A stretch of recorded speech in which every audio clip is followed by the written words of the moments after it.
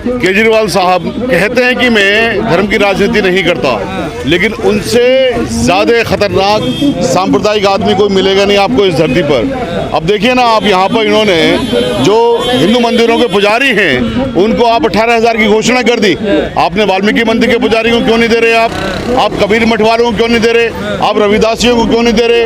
आप गिरजाघरों को क्यों नहीं दे रहे? आप पारसी मंदिरों को क्यों नहीं दे रहे? ये तो सारे धर्मों का देश है ना, एक ही धर्म का देश तो है नहीं। तो ये केजरीवाल साहब की घटिया सोच, घटिया राजनीति, सांप्रदायिक राजनीति जो करते हैं, ये उजागर करने की जरूरत है। या तो आप सबको दीजिए या फिर आप ढिंढोरा मत पीट दीजिए कि आप तमाम धर्मों की राजनीति के लिए आप सबके लिए बराबर है।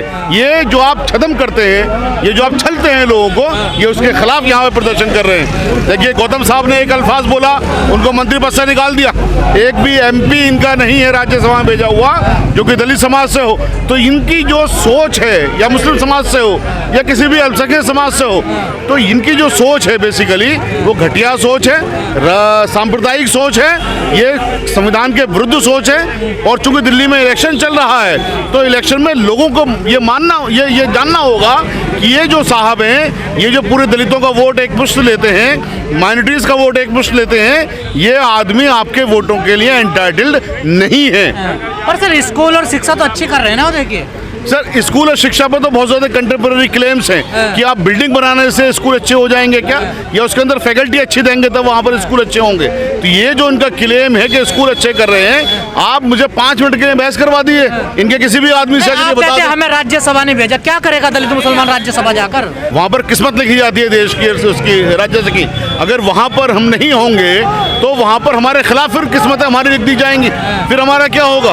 फिर तो खत्म हो गए ना हम। तो फिर क्यों नहीं भेजा कोई मुसलमान या दलित राज्यसभा? एग्जैक्टली, ये मुसलमानों को, दलितों को पॉलिटिकली बिल्कुल खत्म करने की साजिश के तहत नहीं भेजा गया है, और इनको पूरी तरह से इन्होंने खत्म कर भी दिया है। इसलिए इस राजनीति को पहचानने की जरूरत है, मुसलमानों के लिए भी, दलितों के लिए। तो दलित विरोधी और मुसलमान विरोधी है केजरीवाल?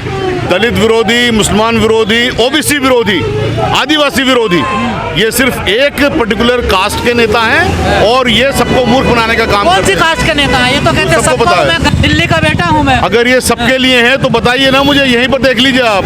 खाली आपने हिंदू मंदिरों के पुजारियों को जब आप देने की बात करते हो, बाकी को क्यों नहीं? तो इनका झूठ तो सामने आ गया ना। जब गौतम साहब इनके मंत्री साहब को प्यार दिखावा है, ये सब बिल्कुल दिखावा है, झूठ है। कट्टर ईमान बता दे, कट्टर बेईमान, कट्टर बेईमान, कट्टर सांप्रदायिक, कट्टर वो संविधान के विरोधी कट्टर वाले। महिलाओं को 2100 रुपए देंगे अगर जीत जाती है दोबारा से। देखिए, हमारा जो देश है विविधताओं का देश है। हमारे देश में तमाम धर्म के लोग रहते हैं, तमाम जाति प्रधान देश है हमारा देश, धर्म प्रधान और जाति प्रधान देश है हमारा। इसीलिए यहाँ पर सांप्रदायिकता की बात नहीं होनी चाहिए, इसलिए यहाँ पर एक कास्ट विशेष की बात नहीं होनी चाहिए। जब एक कास्ट विशेष की बात करोगे, जाति विशेष की बात करोगे, तो आप संविधान विरोधी हैं, तो आप देश के विरोधी हैं। तो ये सीधी सी बात है। यहाँ पर इनकी इस घोषणा से जो कहते हैं कि हम सिर्फ खाली पुजारियों को देंगे हिंदू मंदिरों के, और दलितों को नहीं देंगे, वाल्मीकियों को नहीं देंगे, रविदासियों को नहीं देंगे, कबीर मठ वालों को नहीं देंगे, क्रिश्चियंस के गिरजाघरों को नहीं देंगे, आप पारसियों को नहीं देंगे, तो ये साफ जाहिर करता है कि ये संविधान विरोधी है, ये देश के विरोधी। महिलाओं के लिए बहुत कार्य किया जा रहा है भाई, महिलाओं के लिए, महिला के और इंसान, वो तो कह रहे हैं दलित बच्चे मैंने जो देश है सभी से मिलकर बनता है, महिला से, पुरुष से। आप मुझे एक बात बता दीजिए सिर्फ कि पुजारियों को जब आप दे रहे हैं, बाकी लोगों को क्यों नहीं? इतना सा सवाल है। आप कहते हो जी मैंने महिलाओं को दे दिया, मैंने इसको दे दिया। अब ये दे दिया नहीं दे दिया, ये तो लोगों के सामने की बात है। फ्री मिलेगी सुविधा बस में, मेट्रो में। तमाम सरकारों का फर्ज है फ्री घर देना, तमाम सुविधाएं देना, फ्री पानी देना, फ्री बिजली देना, ये तमाम सरकारों का फर्ज है। अगर कोई सरकार ये कर रही है तो कोई एहसान नहीं कर रही किसी को ऊपर। केजरीवाल LG काम नहीं करने देते हैं उनको। ये तो सबको पता है कि दोनों को दोनों मिले हुए हैं, तो दोनों को दोनों मिले हुए हैं, लोगों को मूर्ख बना रहे हैं, तो इसलिए इन दोनों को हटाने की ज़रूरत है।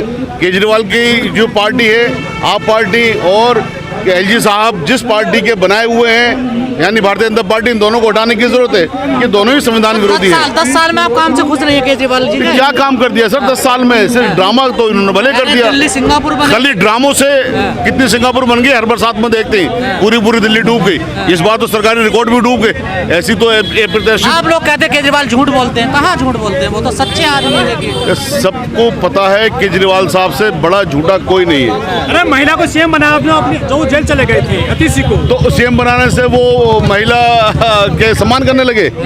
और दूसरा जो उन्होंने एक महिला के खिलाफ पिटवाया भी था अपने यहाँ पर बुला करके, तो उन चीज को आप क्यों भूल जाते हैं? तो ये तमाम चीजें हैं। करप्शन मुक्त तो हुई दिल्ली। कहाँ से करप्शन मुक्त होगी सर? करप्शन में तो सारे के सारे नेता जेल में रह के आ रहे हैं करप्शन के इल्जामात में। हमें नहीं पता कि करप्शन का भी इल्जामात साबित हुए नहीं हुए, ठीक है, या होंगे नहीं दलित होंगे। मुसलमान तो वोट दे रहा है ना, देखिए फिर भी मैं वही बात कह रहा हूँ, आपकी तमाम पॉलिटिक्स एक तरफ है कि आप कहते हो कि साहब मैं महिलाओं को कर रहा हूँ, एजुकेशन कर रहा हूँ, सब कुछ कर रहा हूँ, लेकिन जब आप सांप्रदायिक राजनीति करते हो तो सांप्रदायिक राजनीति में आप तमाम धर्मों को बराबर की बात करिए ना।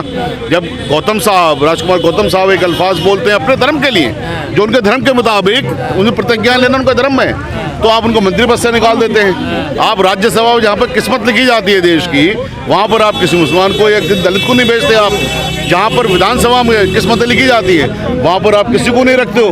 तो ये जो चीज़ें हैं बेसिकली ये संविधान विरोधी है। तो वो अपना वोट भी बीजेपी को देते हैं। अगर दिल्ली में अगर भला चाहता है दिल्ली का समाज, तो दिल्ली में एक राष्ट्रीय पार्टी लड़ रही है, और वो भली भांति सब यहाँ खड़े लोग जानते हैं कि राष्ट्रीय पार्टी कौन है हमारी, और वो बहुत मजबूती से 70 प्रत्याशी चुनाव लड़ रहे हैं। तो ये आपको तय करना होगा, दिल्ली का भविष्य सुनहरा देखना है कि दिल्ली का भविष्य गर्त में देखना है। केजरीवाल जी की पैंट के नीचे जो निक्कर है वो भी खाकी है, ये भी आरएसएस के निकले हुए एक मुस्तंडे हैं। तो जो समाज को लूटने का काम कर रहे हैं, हमारे समाज का एक मंत्री नहीं है। SC ST डिपार्टमेंट सब खत्म कर दिया गया। वजीफ़ा का जितना ही पैसा था SC ST का, सब डिक्लेयर करके सब 2100 रुपये के नाम पे, लालच के नाम पे दिया जा रहा है। ये बीजेपी से ही पूछना होगा कि महाराष्ट्र और राजस्थान में तुम्हारी सरकार बनी तो तुमने कितने लोगों को 2500 रुपये दे दिया, कितने लोगों को तुमने फ्री एजुकेशन दे दी। ये चुनाव एजुकेशन और हेल्थ पे लड़ना चाहिए, ना कि चुनाव 2100 रुपये। केजरीवाल किस किस्म के आदमी हैं ये शायद हमारे दिल्ली में SC ST OBC धीरे धीरे जान चुका है। क्या फ्री बिजली और फ्री पानी से हमारा भला होगा? हमारा भला फ्री एजुकेशन से होगा। हमारा भला अच्छी टीचर्स, एक एजुकेटेड माइंड सेट से होगा, ना कि केजरीवाल जी की आलीशान बनी बिल्डिंग लेंटर का पैसे के नाम पे दुनिया को बता रहे लेंटर डाले। और सर बहन मायावती जी दिल्ली चुनाव में एक्टिव नहीं है, साइलेंट है। बहन कुमारी मायावती जी हर दिन एक्टिव है, और समाज की आए दिन मीटिंग चल रही है, और आकाश आनंद जी हमारा नेतृत्व कर रहे हैं। और मैं भी एक बसपा कार्यकर्ता हूँ, मैं भी अपना बूथ लेवल पे तैयारियां कर रहा हूँ। तैयारी बहुत जोर शोर से चल रही है। और इस बार तो मंजीत सिंह नोटियाल जी बसपा के सपोर्टर है, जब तो मैं उनके साथ खड़ा हूँ, नहीं अन्यथा हम क्यों खड़े होते। नहीं, 70 में 70 आप लोगों ने प्रत्याशी दे दिया, लेकिन उस तरह की रैलियां नहीं हो रही है। बहन जी के तमाम आप लोग एक्टिव नहीं दिख रहे हैं, क्योंकि हम पे पैसा नहीं है ना। हम पे इतना पैसा कहाँ है? समाज के 10 रुपए ले लेके हम चुनाव लड़ते हैं। हम कोई ये प्राइवेट सेक्टरों से पैसा तो लेते नहीं है कि अंबुजा सीमेंट वाले से ले लिए 50 करोड़।